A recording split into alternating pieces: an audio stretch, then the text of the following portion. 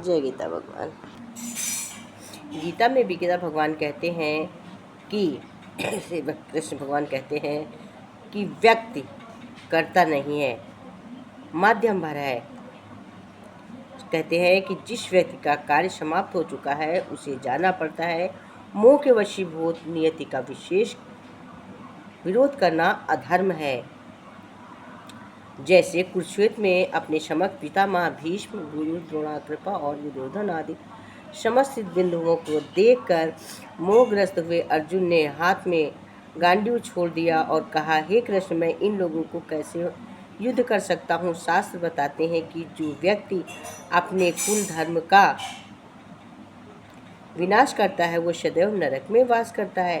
कुल का नाश होने पर सनातन कुल परंपरा नष्ट होती है और ये इस तरह शेष कुल की अधर्म प्रवृत्त हो जाता है। माना कि ये लोग के वश में आकर हमारा अधिकार छीन लिया है, पर हम तो लोभी नहीं हैं, हम इनका वध कैसे कर सकते हैं। मैं युद्ध नहीं कर सकता हूँ। हे माधव, हे पितामह भीष्म और गुरु जैसे पूज्य गुरुओं पर प्राण कैसे चलाऊंगा।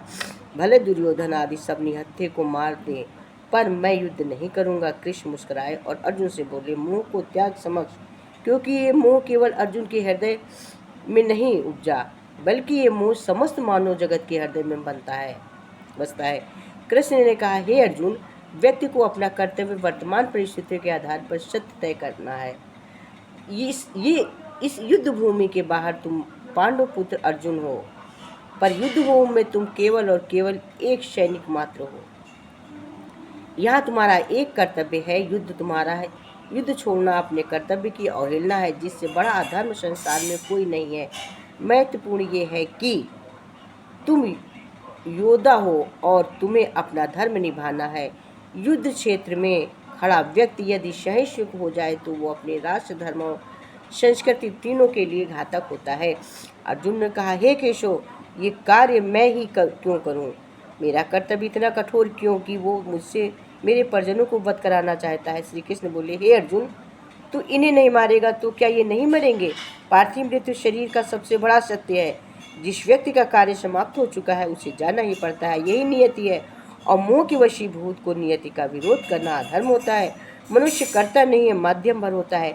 जिस तरह तुम्हारी उंगलियों का आदेश पढ़कर तुम्हारे प्राण कार्य करते हैं, उसी तरह परमात्मा का आदेश पर तुम कार्य करते रहो। इसलिए अपना धर्म निभाओ, पार्थ मत निभाओ, अपना धर्म देखो, धर्म क्या है। भगवान ने कहा, यही गीता का रहस्य। जिस प्रकार बीमार वैद्य की आवश्यकता होती है, उसी प्रकार अनादिकाल से चले आ रहे वैदिक ज्ञान से भटके हुए ज्ञान युक्त प्राणियों को भी विज्ञान आचार्य की आवश्यकता होती है। यहाँ अर्जुन धर्म युद्ध के रहस्य को वैदिक आधार पर समझने में विफल हो गए। अर्जुन भाग्यशाली हैं कि योगेश्वर श्री कृष्ण महाराज जैसे दिव्य पुरुष उन्हें ज्ञान देने के लिए सुलभ हुए। कहते हैं श्री कृष्ण महाराज अर्जुन से कहें कि हे अर्जुन, यदि अत्यंत दुराचारी भी अन्य भाव से भक्ति करने वाला जो मुझको भजता है, वो साधक साधु ही मानने योग्य है, क्योंकि ये व्यर्थ निश्चय वाला है। भाव वेद में साधु शब्द के अर्थ का, परंतु श्लोक ऋग्वेद में के अनुसार साधु शब्द का अर्थ उत्तम प्रकार का साधक है। साधु सदा दूसरों के दुखों को हरने एवं उपकार करने वाला होता है। अन्य वो पद अर्थ वो किसी अन्य की भांति करने वाला ना हो। श्री कृष्ण महाराज का यहाँ भाव है कि जो कुछ श्री कृष्ण महाराज परंपरागत वैदिक ज्ञान देते हैं, साधक केवल उसी ज्ञान को ग्रहण करे। यदि किसी अन्य आचार्य से ज्ञान लेना भी है तो केवल श्री कृष्ण महाराज की तरह कैसे वैदिक काल देने वाला आचार्य हो। कर्म के विषय में श्री कृष्ण महाराज ने श्लोक 3:5 में वेद ईश्वर के उत्पन्न और सभी शुभ कर्म वेदों में उत्पन्न कहे, और वेदों के आधार पर ही श्री कृष्ण महाराज की अर्जुन को धर्म युद्ध रूपी युद्ध कर्म का ज्ञान दे रहे हैं।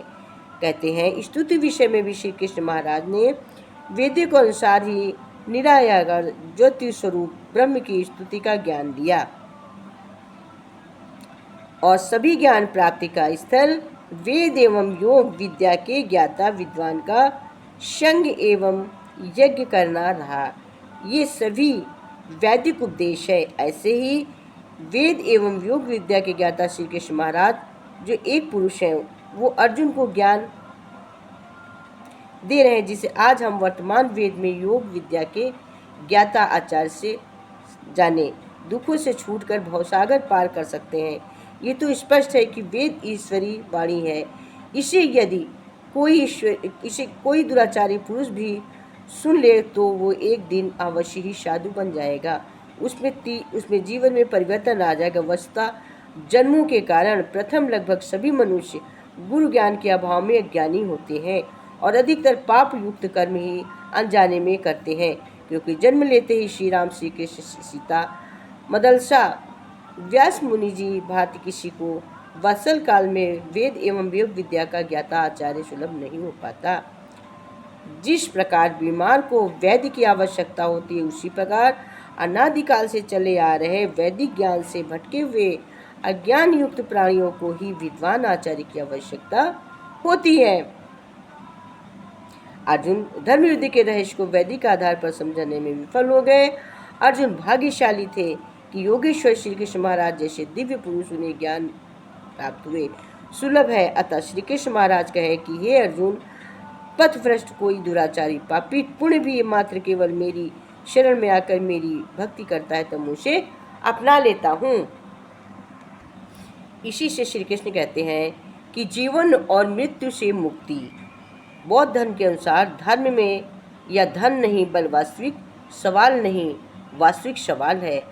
भय और क्रोध में सीमा से पार कर जाना ध्यान हमें किसी भी प्रकार के भय की सीमा से पार लेकर जाता है। हम आध्यात्मिक व्यस्त हैं, इसकी वजह से हम क्रोध और भय के शिकार हो जाते हैं। जब हम अपने जीवन और मृत्यु की स्वाभाविक क्रिया को समझ लेंगे तभी हम इस बात को समझ पाएंगे कि स्वयं का अनुभव करने के लिए मृत्यु की एक आवश्यक शर्त है।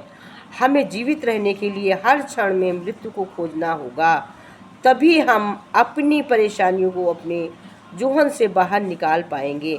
हम स्वयं अपने कर्म अपने आप से जितना भी समय शेष है आपको पूरा लाभ उठाना चाहिए।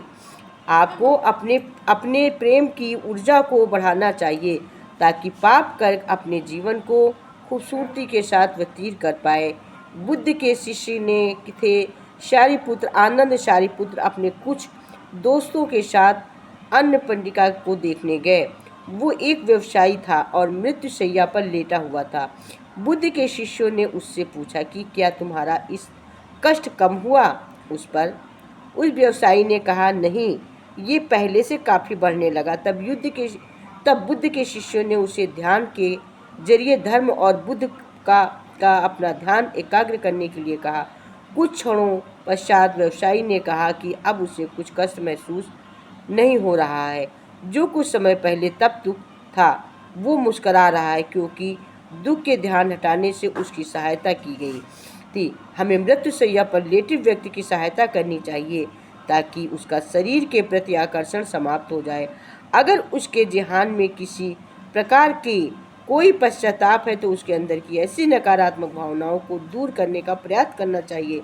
हमारे शरीर का स्वभाव है कि मृत्यु, जन्म, आना जाना, किसी के कहने पर दुखी होना, अपने अस्तित्व को खोजना, ये सब उसका स्वभाव नहीं है। मनुष्य को केवल इसी बात का आभास करना चाहिए कि वो जीवन और मृत्यु के चक्कर से मुक्त है। ये अभ्यास उसके काफ़ी सहायक सिद्ध हो सकता है। कहते हैं अगर किसी की मृत्यु नहीं है तो मारने वाले से बचाने वाला भी बड़ा। भगवान उसको कैसे बचाते देखो। रावण जब क्रोध में भरकर सीता को मारने के लिए केवल दौड़ा था तो हनुमान जी ने देखा, अगले ही क्षण मंदोदरी ने रावण का हाथ पकड़ उसे रोक लिया और सीता को बचाने का कार्य प्रभु ने रावण की पत्नी को ही सौंप दिया।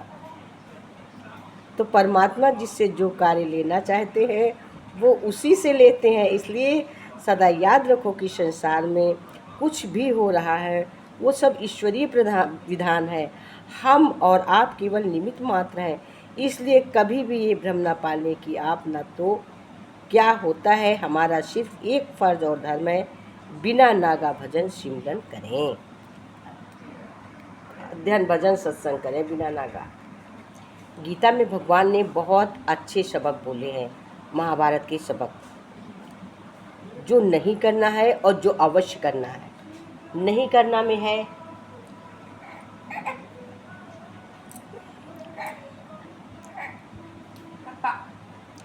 नहीं करना में है युधिष्ठिर की तरह जुआ मत खेलो,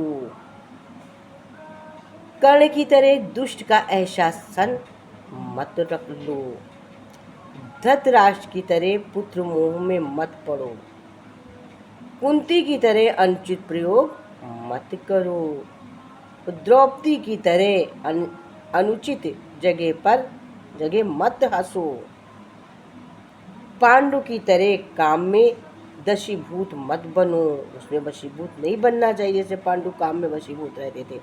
दुर्योधन की तरह अनाधिकार हठ मत पालो, भीष्म की तरह अनुचित प्रतिज्ञाओं में ना बंधो, दुशासन की तरह नारी का अपमान मत करो, आत्म धामा की तरह नियंत्रित मत हो जाओ, जैसे आत्मधामा नियंत्रित हो गए थे, अनियंत्रित ही हो गए थे बिल्कुल, उस तरह मैं अनियंत्रित नहीं हूँ, मैं नियंत्रण में रहना चाहिए।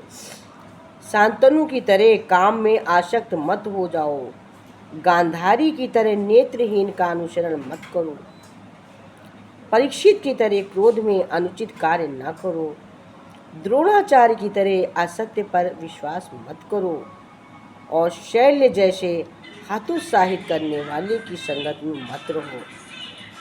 अब ये तो थे जो हमें नहीं करना चाहिए, अब हमें करना क्या चाहिए।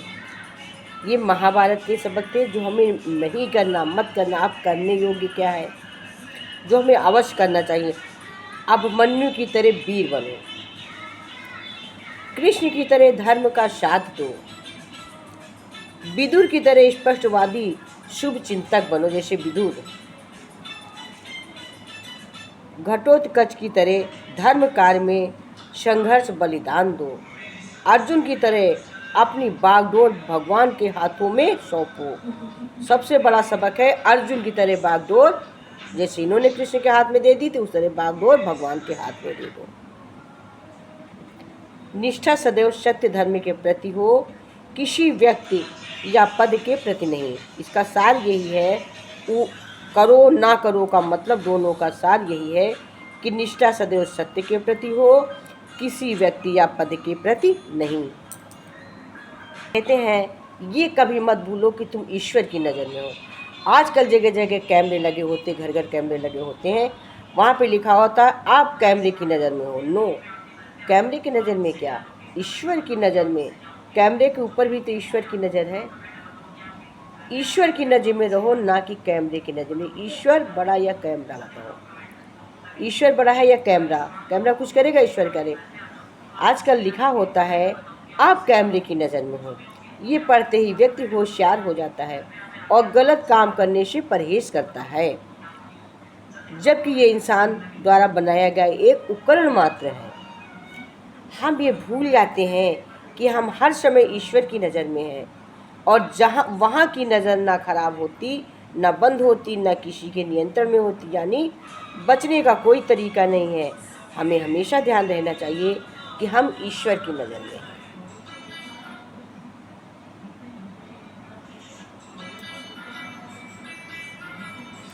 हम ईश्वर की नज़र से बचें, ना कि कैमरे की नज़र से। इसी से कहते हैं सब कुछ भगवान ही है, ऐसा स्वीकार कर लेना ही सर्वश्रेष्ठ साधन है। जब हम मान लेते हैं कि भगवान के अलावा कुछ नहीं है, तो हमारी सर्वश्रेष्ठ साधन है, हमारी सारी रास्ताएं खुल जाती हैं।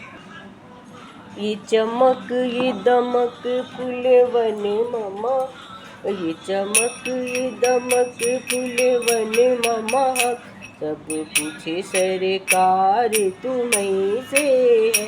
ये चमक ये दमक फूलवन महक, पूछे सरकार तुम्हीं से है। इठला के पवन चूमे सैया के चरण, इठला के पवन चूमे सैया के चरण, बगियन मबा अरे तुम्हीं से है। इठला के पवन तुम सैया के चरण बगियन माबा अरे तुम्हीं से है मेरे सब कुछ रखते हो खबर मेरे सब कुछ की रखते हो खबर मेरे सर पर छाया तुम्हारा है मेरे सब कुछ की रखते हो खबर मेरे सर पर छाया तुम्हारा है मेरी नैया के बनहारे मेरे नैया के बनहारे तुम ही मेरा बेड़ा पार करो मेरा बेड़ा पार तुम्हीं से है मेरा बेड़ा पार तुम्हीं से है ये चमक ये दमक फूलवन मामा चमक ये दमक फूलवन मामा हक सब कुछ सर अरे तुम्हीं से है मैं तो भूल गई कुछ भी कहना मैं तो भूल गई कुछ भी कहना तोरी प्रीत में रोवत है नैना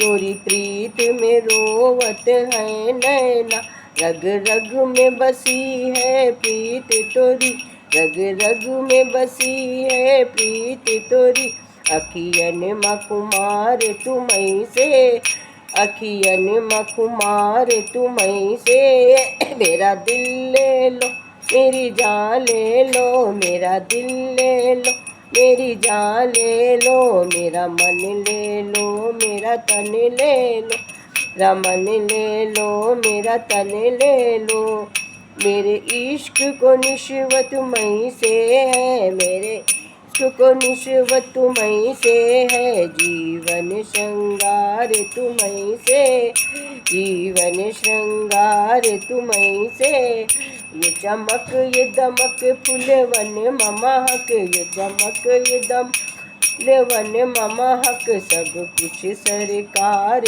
तुम्हीं से सब कुछ सरकार तुम्हीं से है सब कुछ मैं तो भूल गई कुछ भी चैना तेरी याद में वत है नैना मैं तो भूल गई कुछ भी चैना और जब से तुमसे लगे नैना मोरी नस नस में है प्रीत तोरी मोरी नस नस में है प्रीत तोरी मोरा सब आधार तुम्हीं से है का सब आधार तुम्हीं से है ये चमक ये दमक फूलवन ममा हक ये चमक फूलवन ममा हक सब कुछ सरकार तुम्हीं से है सब सरकार तुम्हीं से है मोरा सब आधार तुम्हीं से है मेरा कोई नहीं इस दुनिया में मेरा कोई नहीं इस दुनिया में मैं तौल करार करूं किससे मैं तो तौल करार करूं किससे कहाँ जाके सौदा बेचूं कहाँ जाके सौदा बेचूं मेरा सब व्यापार तुम्हीं से है मेरा सब व्यापार तुम्हीं से है मेरा सब सर अरे तुम्हीं से है ये चमक ये दमक फूलवन महक ये चमक ये दम फूलवन महक सब कुछ सरकार तुम्हीं से सर्व कुछ सरकार तुम्हीं से है। बोलो गीता भगवान की जय।